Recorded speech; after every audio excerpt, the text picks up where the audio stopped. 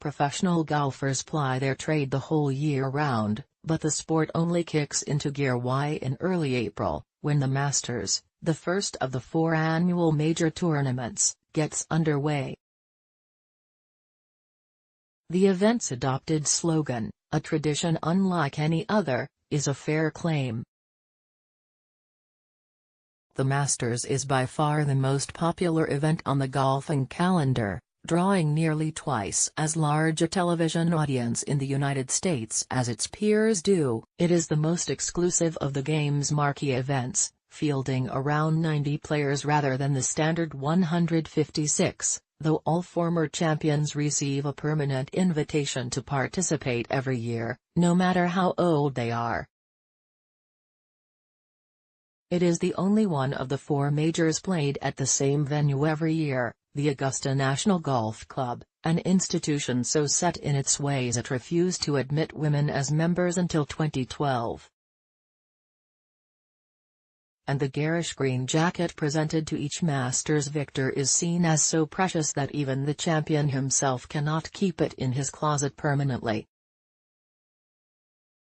Instead, he can sport it only during the year of his reign. Afterwards, he must return it to Augusta National, and can wear it only when visiting the club.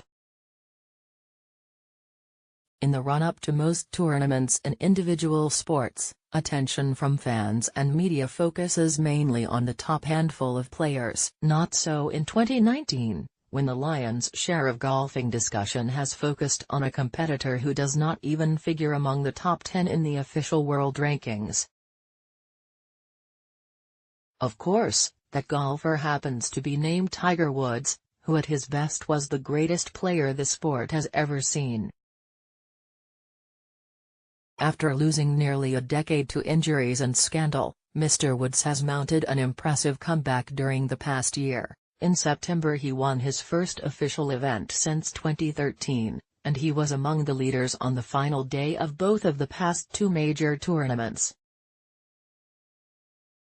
Betting markets currently give him a healthy 5% chance of claiming his 15th major crown at Augusta this year, trailing only the top 3 on the official rankings, Justin Rose, Dustin Johnson and Rory McIlroy. Get our daily newsletter, upgrade your inbox and get our daily dispatch and editor's picks. However, the public's rediscovered affection for Mr. Woods, now seen as a scrappy underdog rather than a reckless, entitled superstar, may be clouding the market's judgment. Since 2016, The Economist has produced a statistical prediction model for men's major golf tournaments called EAGLE, Economist Advantage in Golf Likelihood Estimator. It calculates each player's probability of winning an event based on his past performance, the configuration and scoring history of the course, and, once a tournament begins, all of the results recorded so far. In the past, EAGLE has only appeared as a projected leaderboard. This year, however, we are pleased to display all of its predictions on a new, interactive data visualization site. EAGLE takes Mr. Woods's comeback seriously, but maintains far more caution than punters are showing. As our article in this week's print edition shows, the current version of Mr. Woods is not only a shadow of his former self, but is also inferior to many other modern golfers with far thinner resumes. For a 43-year-old, Mr. Woods is performing exceedingly well. EAGLE predicts he would shoot around 0.4 strokes above par per 18 holes on a course of average difficulty for a major, ranking him among the world's 10 best players. Unfortunately, to win the Masters he will need to defeat several dozen competitors who are still in the prime of youth. EAGLE gives him a modest 2% probability of victory. So if not Mr. Woods, who is most likely to don the green jacket? Mr. Rose, who reached a sudden death playoff at Augusta in 2017 but lost to Sergio Garcia, currently sits atop the official world rankings. Betting markets see Mr. McIlroy, who has finished among the top 10 in all 7 events he has played this year, as a clear favorite, with an 11% chance to win, nearly twice Mr. Rose's 6%. Eagle also considers both of these stars to be leading candidates, but gives them around a 5% probability of victory, suggesting that Mr. McIlroy is rather overvalued. Instead, it is the 34-year-old Mr. Johnson whom the model sees as the leading contender in the field. Both he and Mr. McIlroy have been on top of their games at the start of 2019. But golf is a fickle sport. Even with no change in underlying skill, players' scores vary vastly from day to day, thanks to the vagaries of course conditions and the random chance inherent in propelling a ball so small over distances so long. As a result, it takes very large samples of data to yield reliable estimates of golfers' ability. Whereas human handicappers tend to place a heavy emphasis on recent form and mostly ignore results more than a few months old, Eagle takes the long view. It factors in scores from a year ago at around 2/5 of the impact of current data, and even incorporates rounds 2 years in the past, albeit at just 1/6 of the weight of a scorecard submitted yesterday. Mr. McIlroy has proven he can win consistently on the biggest of stages, with 4 major titles before he turned 26. In contrast, questions still abound regarding the intestinal fortitude of the 34-year-old Mr. Johnson, who has only one major championship to his name despite being 5 years older than Mr. McIlroy.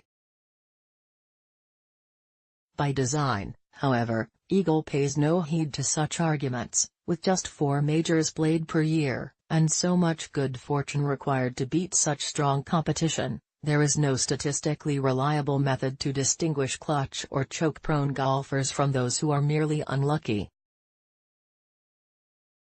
The model's indifference to such criticisms was perhaps the main reason why it saw Mr. Garcia, who won his first major at the Masters at the age of 37, as one of the entrants most underrated by betting markets entering the tournament.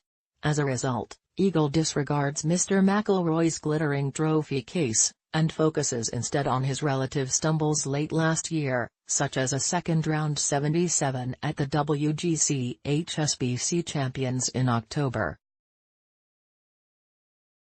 Although Mr. Johnson is hardly immune to a bad round, his duds have simply been fewer and less disastrous than Mr. McIlroy's during the past year. Meanwhile, his finest moments have been even more impressive than his Northern Irish rivals have. In February he shot 61 en route to winning the Saudi International, a showing that in Eagle's estimation was the third best round of the past year, trailing only a 60 by Matt Ford and a 59 by Oliver Fisher that set a European Tour record.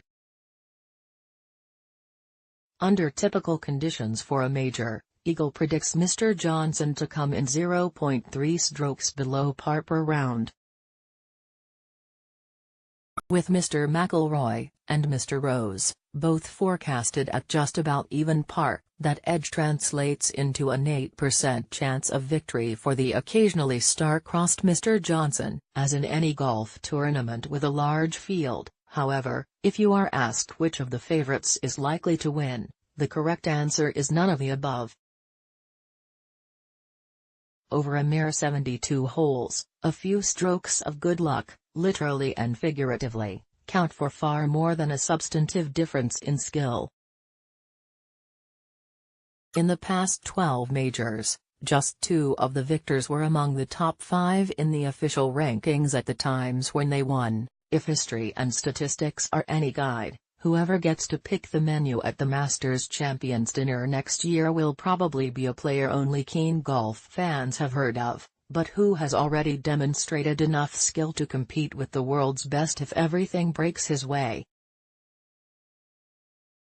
Eagle's favorite player in this tier is Patrick Cantlay.